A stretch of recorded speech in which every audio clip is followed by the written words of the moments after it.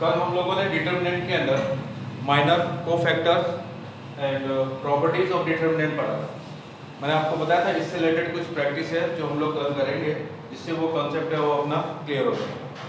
देखिए उसी से रिलेटेड ये एक क्वेश्चन है, मैंने आपको सारा रूल भी बताया था जिसके थ्रू हम 3x3 का मैट्रिक्स जो डिटर्मिनेंट है उसको एक्सपांड कर सकते हैं, उसकी वैल्यू फाइंड कर सकते हैं। अब देखिए आपको क्या गिवन है, ABCD positive and not all equal so that the value of determinant is negative. ठीक है, अगर मैं सारा रूल का यूज करता हूँ तो इसको क्या बना सकता हूँ,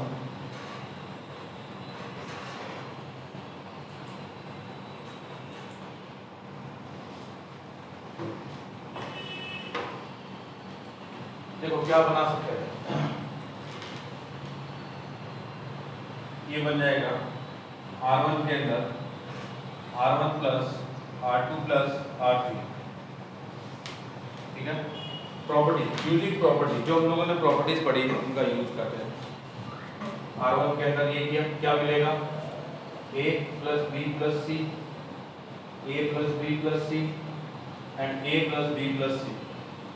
ये रहेगा आपका B C A and C A B। अब इस रो 1 में से आप A plus B plus C common निकालो, क्या मिलेगा A plus B plus C। पीछे डिटर्मिनेंट क्या बचेगा, देखें 1 1 and 1, B C A and C A B। ठीक है, अब देखिए 3 0 है 3 1, ध्यान देना जब कभी भी आपके पास डिटर्मिनेंट आप एक्सपांड कर रहे हो, सॉल्व कर रहे हो और आपको 3 1 मिल जाए तो आप 3 1 से 2 0 इजीली फाइंड कर सकते हो। जितने ज़्यादा मैक्सिमम जीरो आप बना सकते हो यूजिंग प्रॉपर्टीज उतने जीरो बनाने हैं, क्योंकि हम जब कैलकुलेशन करने जाएंगे तो हमारी कैलकुलेशन वो बहुत कम हो जाएगी अगर आपके पास जितने ज़्यादा जीरो। तो देखिए 3 1 है, इससे हम कैसे जीरो ला सकते हैं, मैं करता हूँ C2 में C2 माइनस C1 और C3 में करता हूँ C3 माइनस C1। अब अगर मैंने यहाँ पे C3 में C3 माइनस C2 किया होता तो क्या होता, तो जो पहले वाला C2 था वो अब नहीं लगेगा, जो नया वाला कन्वर्ट होकर C2 बना है वो लगेगा। इतना ध्यान रखना, इसलिए मैंने C3 में C3 माइनस C1 कर दिया क्योंकि C1 चेंज हो ही नहीं रहा। अब ये क्या बनेगा A plus B plus C into, इसको मैं क्या लिख सकता हूँ C1 as it is 1 B C, ये हो जाएगा 0 C minus B A minus C, ये हो जाएगा 0 A minus B and B minus C।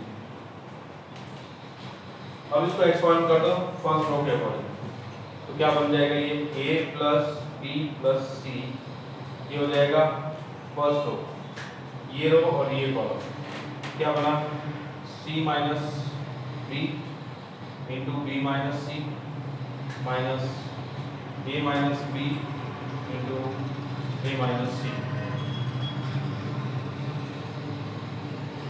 ये बनेगा। अब देखें इसको क्या लिख सकता हूँ A plus B plus C,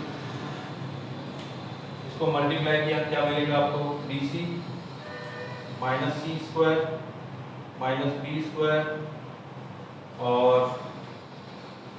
BC C square minus B square plus BC। वैसे यहाँ से क्या मिलेगा minus A square plus AC minus minus plus AB and minus minus plus और माइनस BC, ये मिलेगा। ये बन गया A plus B plus C, ये टर्म क्या बनेगी देखिए minus C square minus B square minus A square, तो माइनस कॉमन बाहर। अब ये बन गया A square plus B square plus C square, A square plus B square plus C square. अब ये BC है और ये माइनस ऑफ BC कैंसिल हो गया, ये वाला BC अगर मैंने माइनस कॉमन निकाला है तो माइनस ऑफ BC हो गया, ये प्लस AC माइनस AC हो गया और प्लस AB माइनस AB।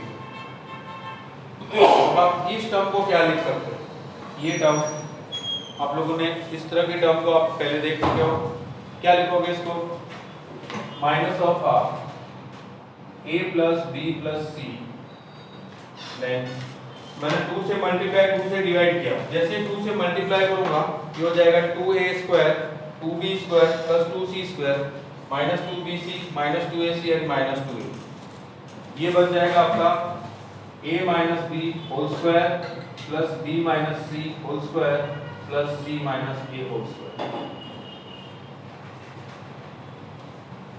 ये टर्म बन गया, ठीक है। अब देखिए आपको क्या गिवन है, a b c भी पॉजिटिव नंबर, ये पॉजिटिव पॉजिटिव पॉजिटिव, इन तीनों का सम भी पॉजिटिव होगा। a minus b whole square positive quantity होगी, b माइनस सी पॉजिटिव और c माइनस a पॉजिटिव, ये सभी पॉजिटिव है और मल्टीप्लाई किससे हो रहा है, -1/2, पॉजिटिव इंटू -1/2 क्या हो जाएगा, नेगेटिव। तो क्या बोला था आपको, show that the value of determinant is negative. क्या ये आपको समझ आया? आप लोग समझ गए या आप में से किसी को कुछ डाउट है?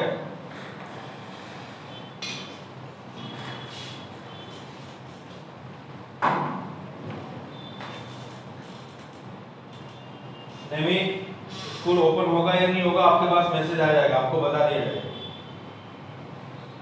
स्कूल से मैसेज आ जाएगा, ठीक है। चलिए आप स्क्रीनशॉट ले लीजिए, अगर किसी को डाउट नहीं है इसका स्क्रीनशॉट ले लीजिए।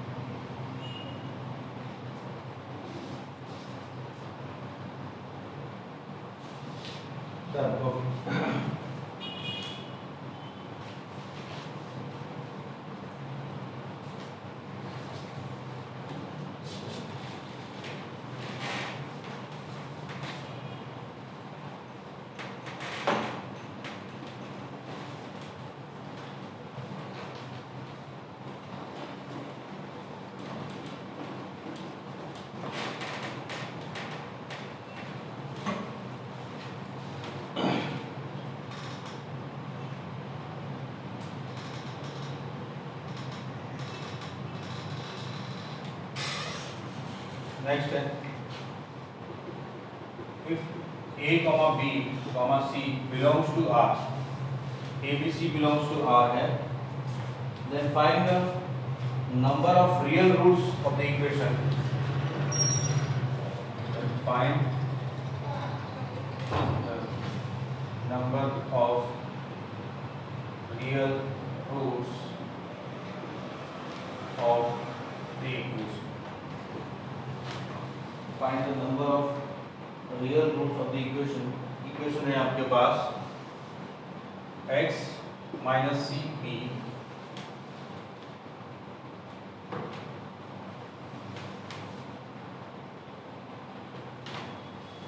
X c minus b minus c x b and next है b minus a x, b minus a x equal to 0।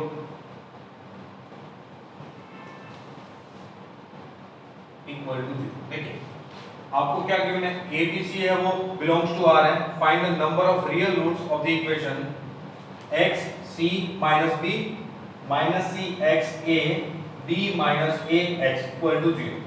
इसके रियल रूट्स आपको फाइंड करने हैं। चलिए ट्राई कीजिए।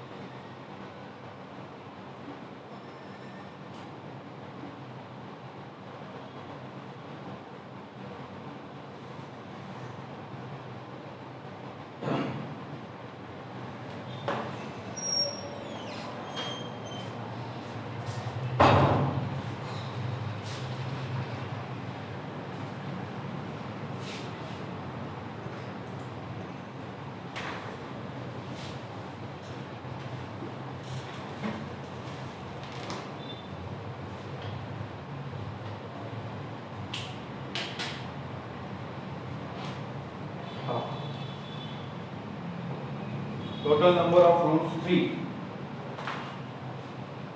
रोहन ने बताया। चलो देखो रोहन, आपने बताया कि इसके जो रूट्स है वो 3 होंगे। एक काम करते हैं, इसको सॉल्व कर लेते हैं सारे रूट से। x minus c p c x minus a minus b a x, फिर दो रूट और दो कॉलम और लिखेंगे, first and second, x minus c p c x minus a. ये प्रोडक्ट क्या मिलेगा, x cube plus a b c minus a b c, ये तो हो जाएगा सारे पॉजिटिव वाले, फिर माइनस ये नेगेटिव वाले, minus minus plus x b square, फिर ये माइनस वाला, minus minus plus x a square, फिर ये माइनस वाला, minus minus plus x c square equal to 0।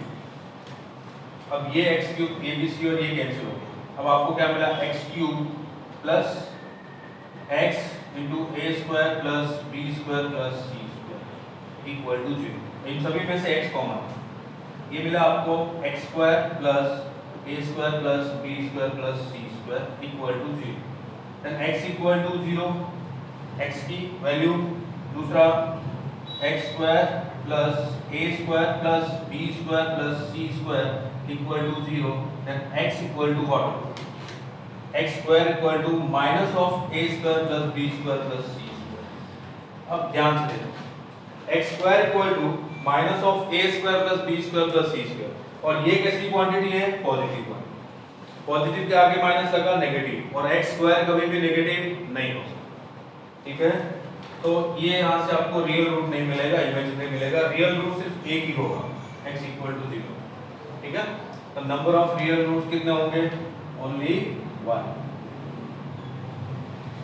Rohan समझ आया आप कहाँ मिस्टेक कर रहे थे?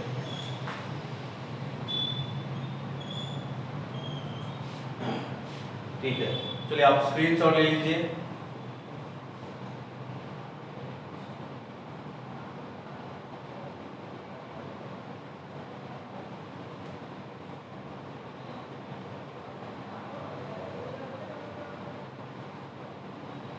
Screenshot done.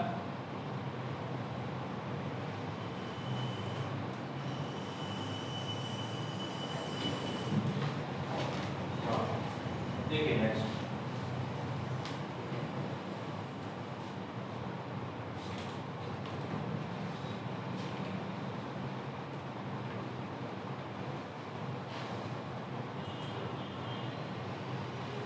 ये क्वेश्चन सॉल्व करने से पहले देखिए, मैं आपको स्क्यू सिमेट्रिक मैट्रिक्स का डिटरमिनेंट वो बता रहा हूँ। ये एक स्क्यू सिमेट्रिक मैट्रिक है, 0 a b minus a 0 minus c minus b c 0, ठीक है। ये स्क्यू सिमेट्रिक मैट्रिक्स है, ठीक है। a स्क्यू सिमेट्रिक मैट्रिक्स, ये a। तो इसका डिटरमिनेंट क्या होगा, डिटरमिनेंट हो जाएगा, ये इसका डिटरमिनेंट हो, ठीक है।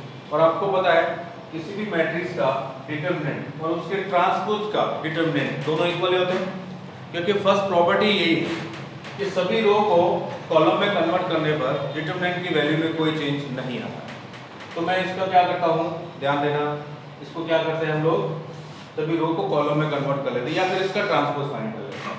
तो इसी को मैं ऐसे लिखूंगा, determinant of A equal to, ये रो को कॉलम बना देता हूँ 0 a b, सेकंड रो को सेकंड कॉलम बना देता हूँ minus a 0 minus c, third row का third column minus b c 0, ये बना दिया।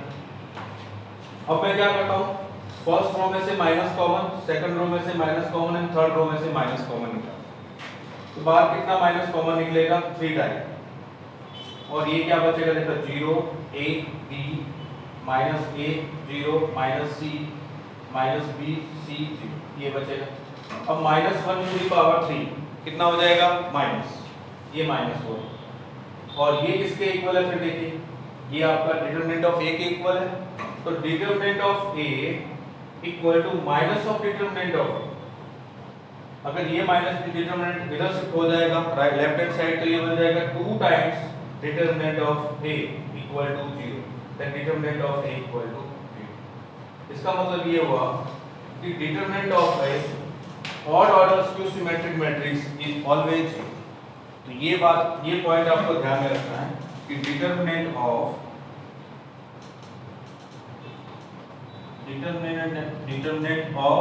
Odd order skew symmetric matrix is 0। ठीक है, ऑड ऑर्डर का कोई भी स्क्यू सिमेट्रिक मैट्रिक्स होगा उसका डिटरमिनेंट ऑलवेज आपको 0 मिलेगा। ठीक है, चलिए अब ये करके बताइए। वैसे तो आइडेंटिटी होता क्या है ये मैं आपको बहुत पहले बता चुका हूं। अब मुझे बताइए टी की क्या वैल्यू होगी, आप में से कौन बताएगा?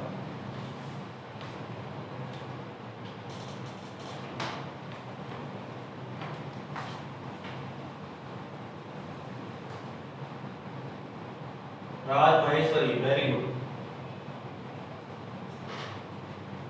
केविन, आप एक बार चेक कीजिए केविन फिर से।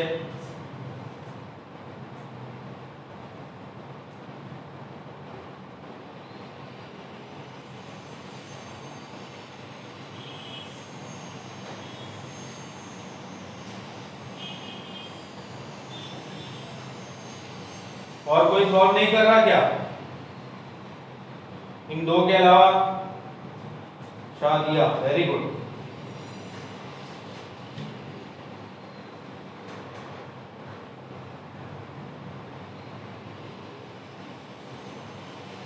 बस 3 लोगों ने सॉल्व किया है 33 में से, बाकी 30 लोग क्या कर रहे हो?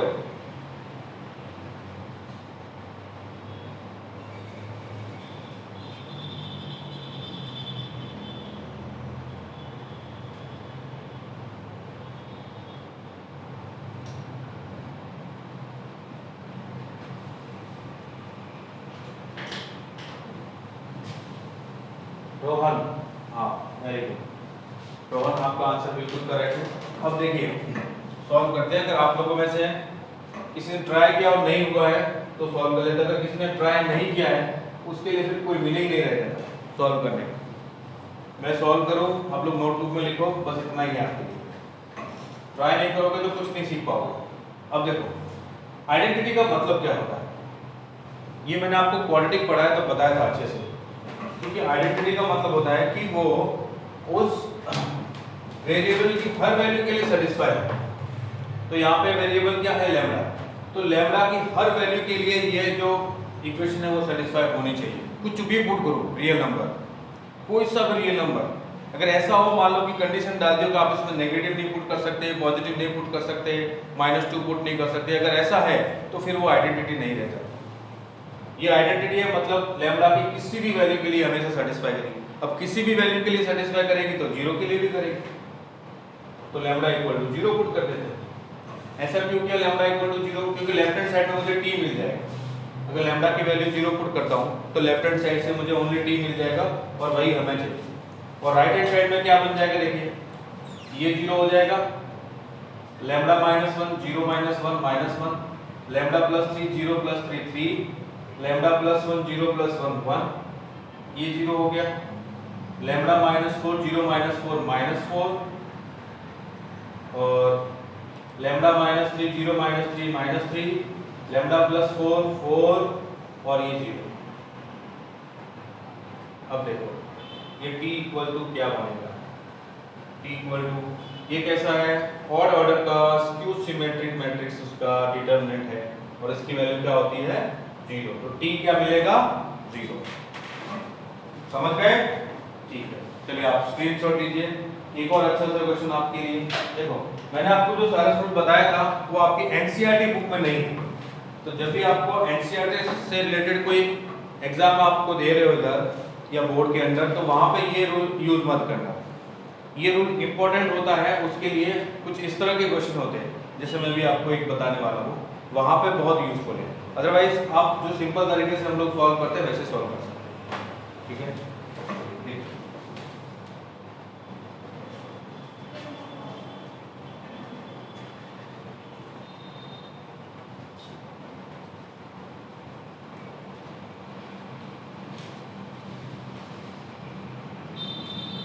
Find the largest value of a third order determinant.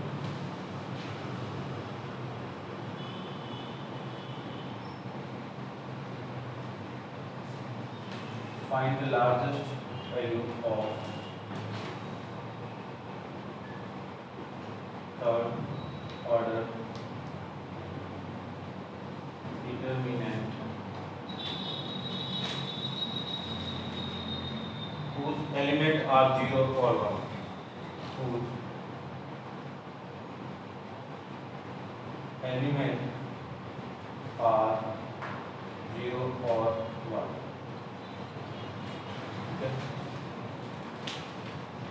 देखिए इसको सॉल्व करते हैं।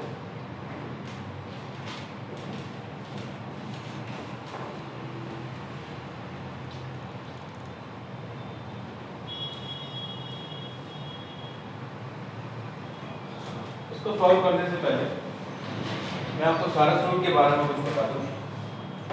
जैसे मान लो ये एक डिटरमिनेंट है 3 क्रॉस 3 का A1 B1 C1 A2 B2 C2 A3 B3 C3 ये आपको सॉल्व करना है, ठीक है। एक्सपांड करना है तो आप सारा रूल से कैसे सॉल्व कर सकते हैं? A1 A2 A3 B1 B2 B3 C1 C2 C3 A1 A2 A3 B1 B2 B3 ये डाउनवर्ड डायगोनल के एलिमेंट्स का product A1 B2 C3 plus B1 C2 A3 plus C1 A2 B3। फिर इधर से चलोगे ऐसे minus of C1 B2 A3 minus of A1 C2 B3 minus of B1 A2 C3। ये हो गया सारे सोर्स से इस डिटरमिनेंट का एक्सपांशन। अब ध्यान से सुनो, आपको क्या बोला गया है। अब आपने देखा होगा कि जितने टर्म पॉजिटिव आई है उतनी टर्म नेगेटिव आई है।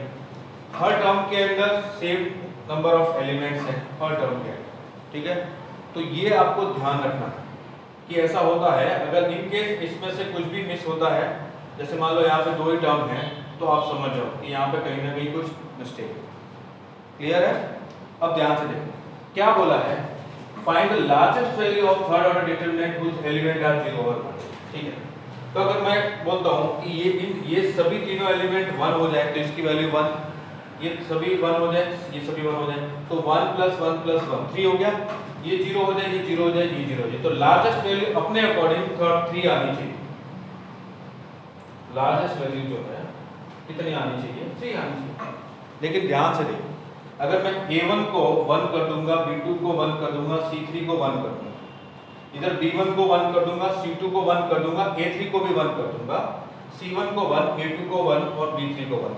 तो ये A1 1 हो गया, A2 1 हो गया, A3 1 हो गया, B1 1 हो गया, B2 1 हो गया, B3 1 हो गया, C1 1 हो गया, C2 1 हो गया, C3 1 गया। ये सारे के सारे 1 हो गए। अब सारे के सारे 1 हो गए तो इधर भी सारे के सारे 1 हो गए तो क्या हो जाएगा? 0 3 - 3 तो 0 आ जाएगा लार्जेस्ट वैल्यू। अब हमने तो कितनी सोची थी, कितनी आनी चाहिए? 3 होनी चाहिए।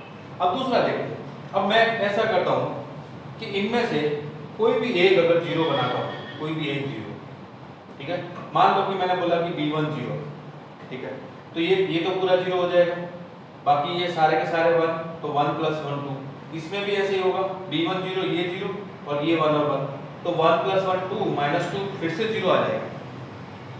इसकी बजाय अगर मैं एक ऐसा काम करूं कि ये कोई भी एक टर्म इसमें से चूज करूं और उसके सभी एलिमेंट 0, ये तीनों के तीनों 0, B1 भी 0, मैंने बोला कि B1 0, C2 0 और A3 0, इसके अलावा बाकी सारे के सारे 1। तो ऐसा करने से ये क्या होगा, सिर्फ एक टर्म ही 0 होगी और इधर तीनों टर्म 0 हो जाएगी। क्यों? इसके अंदर B1 है वो 0, इन दोनों से मल्टीप्लाई होकर 0 बना देगा। C2 ये है, C2 इसके अंदर है तो ये तीनों का प्रोडक्ट 0। फिर A3 इसके अंदर है, तीनों का प्रोडक्ट 0। तो 1 + 0 + 1 -0 -0 -0 तो आ जाएगा largest value is 2। Hence largest value is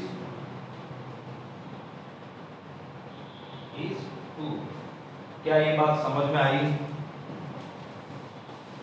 largest value is 2, समझ गए आप लोग?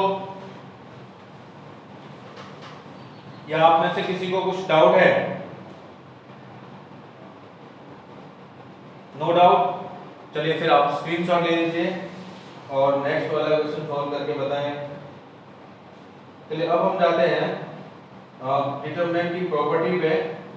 तो पहले कुछ एनसीईआरटी में किस तरह के क्वेश्चन पूछे जाते हैं, एक दो क्वेश्चन वो करेंगे और फिर अपने जेईई की तरफ।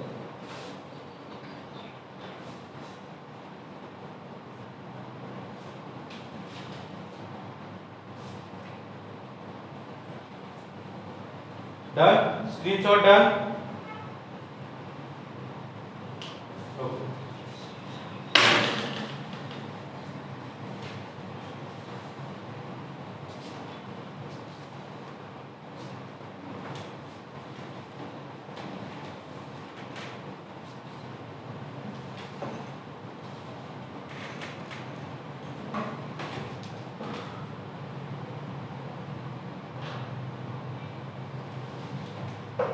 देखो आपके एनसीईआरटी में कुछ इस तरह के क्वेश्चन है।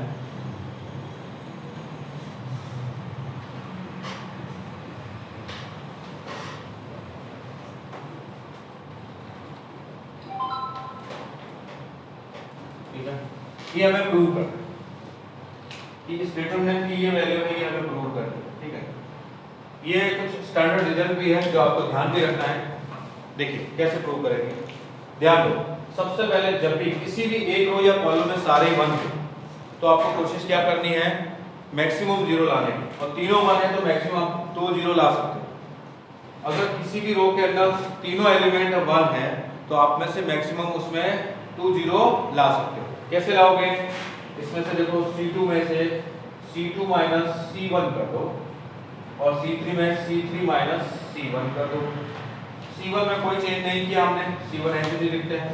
ये बन जाएगा 1x x स्क्वायर, ये हो जाएगा 0 y minus x y square minus x square, ये क्या हो जाएगा 0 z माइनस x और z square minus x square.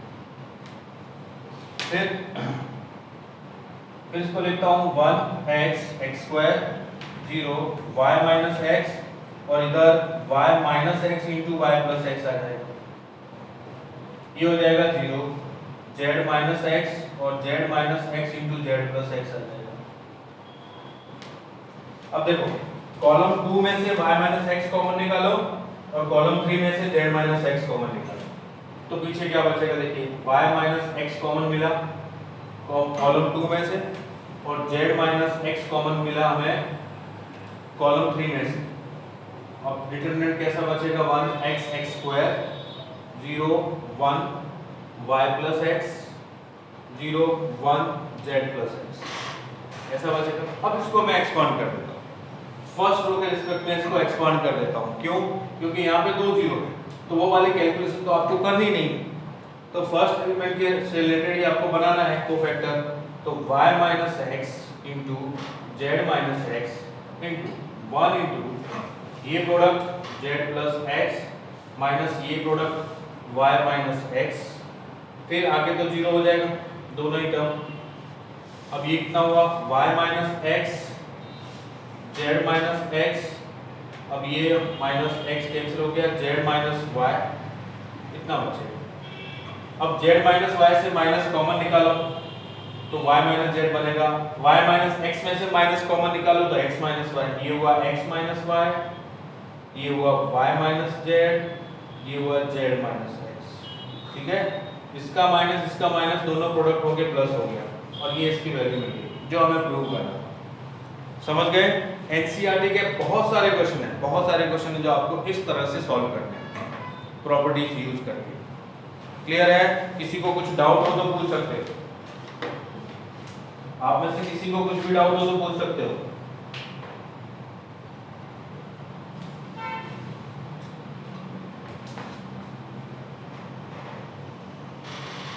हाँ, z माइनस एक्स और y माइनस एक्स बाहर कैसे आया?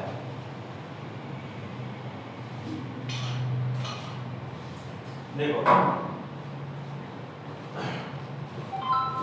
z minus x column 3 column 3 में फर्स्ट एलिमेंट 0 है, 0 है मतलब इसको ऐसा लिख सकता हूँ 0 इंटू जेड माइनस एक्स लिख सकते हैं। इधर जेड माइनस एक्स है, इधर जेड माइनस एक्स, पूरे कॉलम में से आपने जेड माइनस एक्स बाहर निकाला, इधर तो 0 ही, इधर 1 हो जाएगा, इधर जेड प्लस एक्स। देखो इस 0 का मतलब क्या होता है, आप 0 में से कुछ भी कॉमन निकाल सकते हो जो आपकी इच्छा है, क्योंकि 0 को किसी के साथ भी मल्टीप्लाई करके देखो 0 होता है। आप 0 को 0 इंटू 5 भी लिख सकते हो, रॉन्ग नहीं है। 0 को 0 इंटू 5, 0 को 0 इंटू 7, 0 को 0 इंटू एक्स माइनस वाई, 0 को 0 इंटू जेड माइनस एक्स, ऐसा लिखा जा सकता है। अब उसमें से आप कॉमन निकालो जेड माइनस एक्स, पीछे 0 रह जाएगा। ठीक है, सही, ये भी रहा 0 y minus x, y minus x, इस पूरे कॉलम में से y माइनस एक्स कॉमन निकाला, इधर 0, इधर 1, इधर y प्लस एक्स। समझ गए अभी?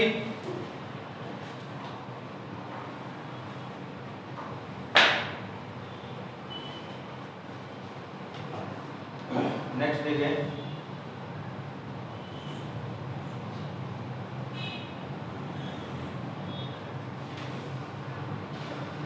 नेक्स्ट क्वेश्चन है,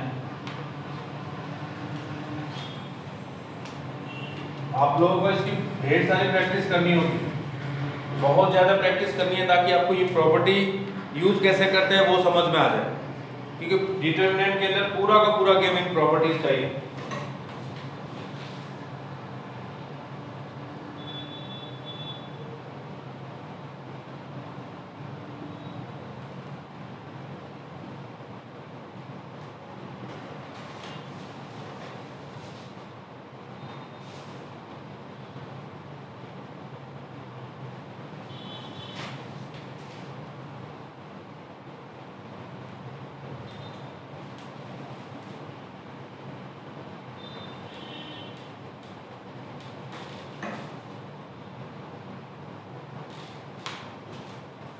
चलिए इसको प्रूव करते हैं, स्क्रीनशॉट ले लीजिए जल्दी से इसका।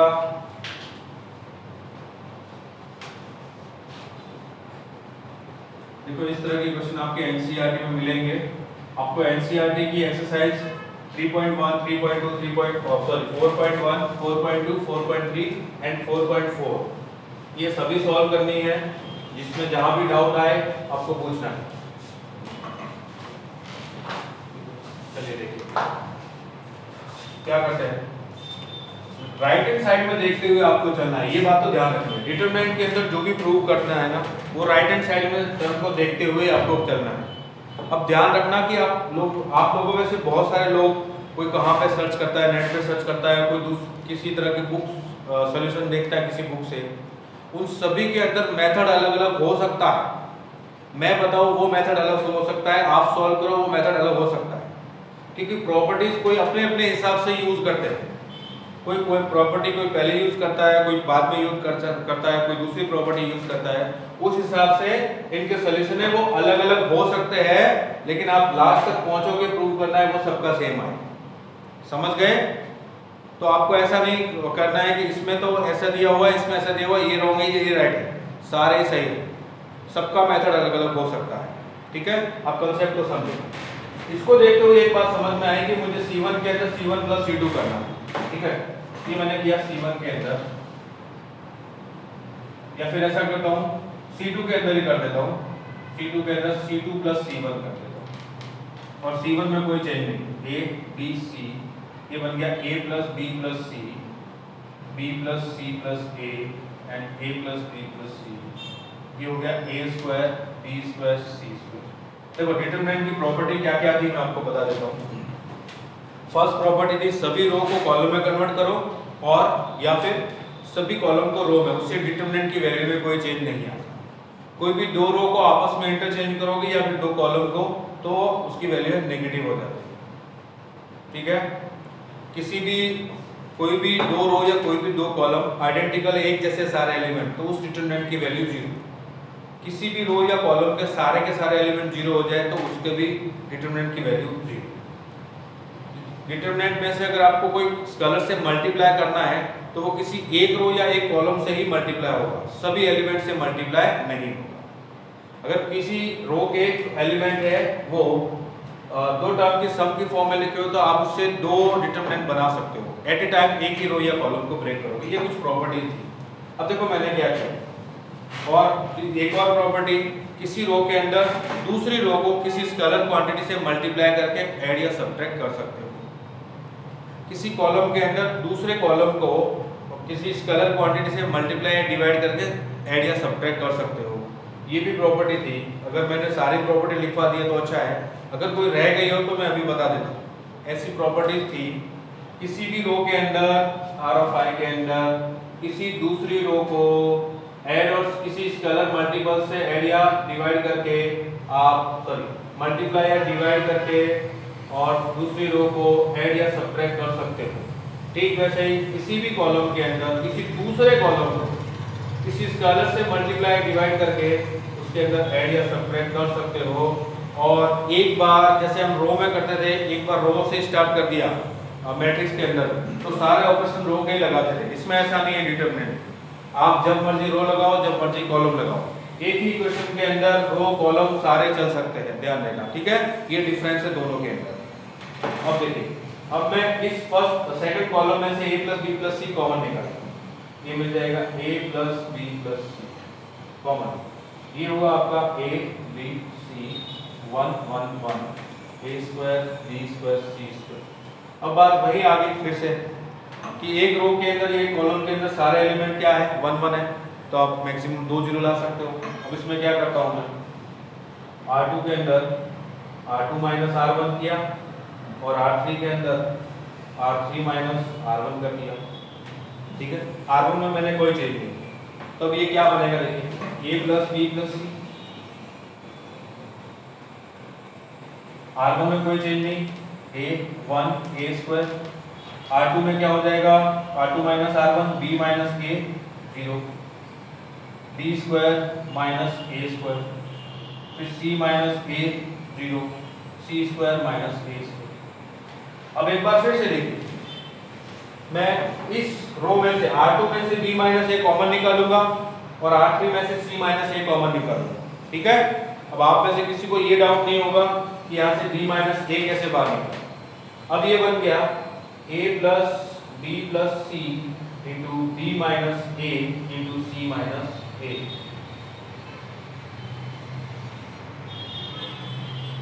अब जो बच गया उसको लिखता हूँ, ये बना a1 a square 1 0 b plus a और 1 0 c प्लस a, ये बना। अब इसका एक्सपेंशन करो किसके अकॉर्डिंग, सेकंड रो के अकॉर्डिंग। सेकंड रो के अकॉर्डिंग तो ये तो बन जाएगा -1। देखिए मैं यहाँ पे लिखता हूँ a plus b plus c into b minus a into c minus a, और ये -1 आएगा। ऐसे चलता है प्लस माइनस प्लस, तो ये जगह माइनस प्लस माइनस तो -1 ये दो और ये कॉलम को लीव कर दिया, जो बच गया 1 इंटू सी प्लस ए माइनस 1 इंटू बी प्लस ए, तो c plus A minus b minus a. अब ये हो गया, ये कैंसिल हो गया, c माइनस बी और ये मल्टीप्लाई होगा तो b माइनस सी होगा। ये मिल गया आपको a plus b plus c into b minus a into b minus c into c minus a. अब आपको क्या बोला गया था, a plus b plus c है, a माइनस बी, अपने पास क्या है b माइनस ए, तो माइनस कॉमन निकाल, तो ये माइनस बाहर आ गया, पीछे बच गया a plus b plus c, फिर a माइनस बी, फिर b minus c and c minus a. ये आपको प्रूव करना है, जो आपने प्रूव कर दिया।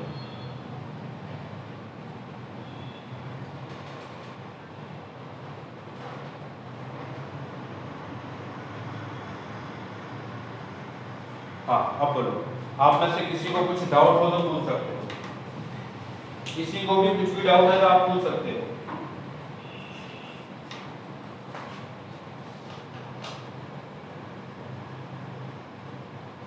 है किसी को कुछ डाउट?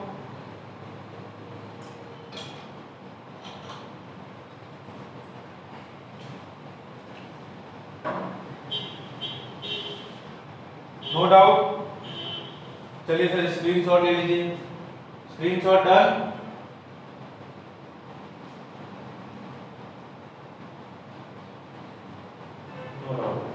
हो गया स्क्रीनशॉट। अब देखिए,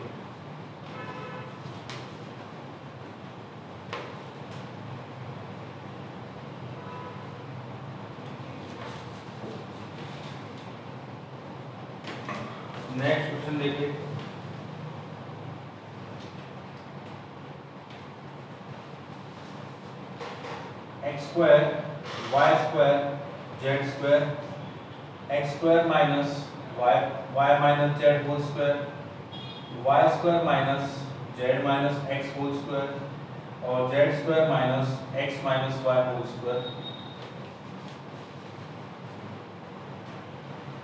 वाई जेड और जेड एक्स और एक्स वाई। ये डिटरमिनेंट है, इसकी जो वैल्यू है वो है x minus y, y minus z, z minus x, फिर है x plus y plus z और x square plus y square plus z square. ये हमें प्रूव करना है, ठीक है। देखिए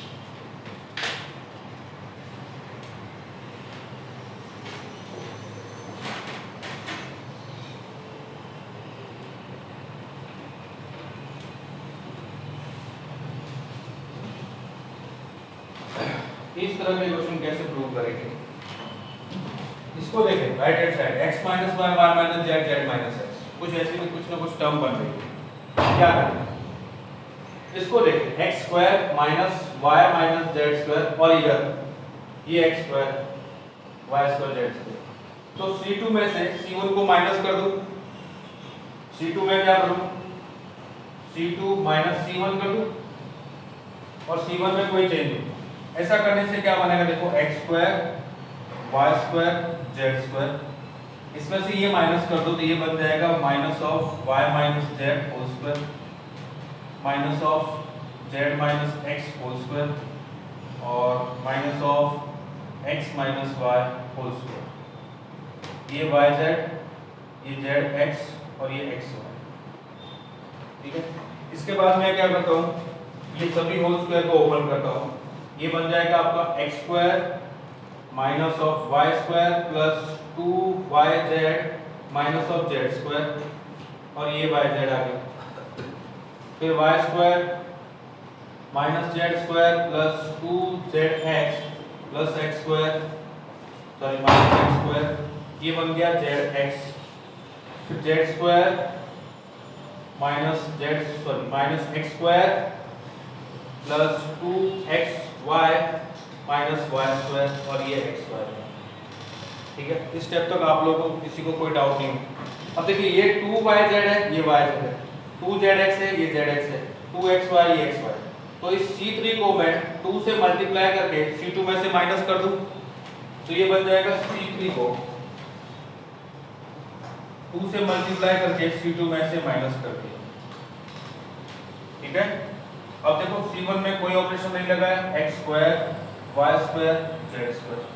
C2 में क्या किया है, इसको 2 से पहले मल्टीप्लाई किया फिर इसमें से सब्ट्रैक्ट कर दिया तो ये 2yz माइनस 2yz ये कैंसिल हो गया। इधर बना minus y square minus z square minus z square minus x square minus x square minus y square, ये बना yz जेड एक्स और एक्स वाई, ठीक है।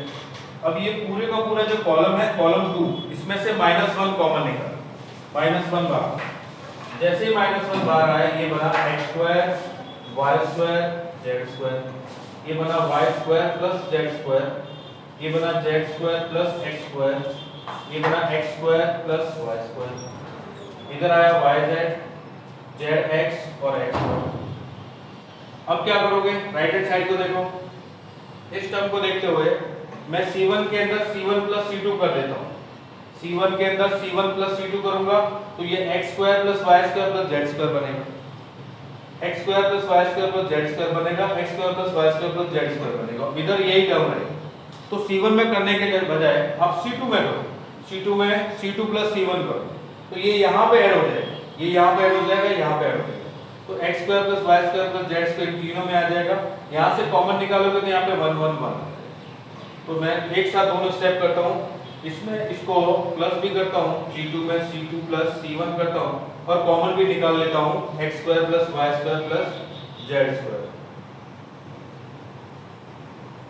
अब यहाँ पे 1 1 1 हो गया, ये टर्म बन गई x square y square z square 1 1 1 और वाई जेड जेड एक्स और एक्स वाई। अब इसके बाद देखो 3 1 आ गया। अब आप कोई भी 2 0 ले आओ, फिर एक्सपांड करो, आपको ये सारी चीजें हैं वो मिल जाएगी, सारे फैक्टर। क्या कुछ पैटर्न समझ में आया आप लोगों को? किस तरह से जाना है मैं समझ गए आप लोग? किसी को कुछ डाउट है? आप में से किसी को कुछ डाउट है क्या? No doubt. चलिए आप स्क्रीनशॉट ले लीजिए और आपको मैंने बताया आपको होमवर्क एनसीईआरटी की एक्सरसाइज सॉल्व करनी है आपको। डिटरमिनेंट प्रॉपर्टीज वाले जितने भी क्वेश्चन है प्रूव वाले वो सारे करके लाने हैं। डाउट हो तो कल मुझसे पूछना है, ठीक है? स्क्रीनशॉट ले लीजिए, आज के लिए इतना ही करते हैं।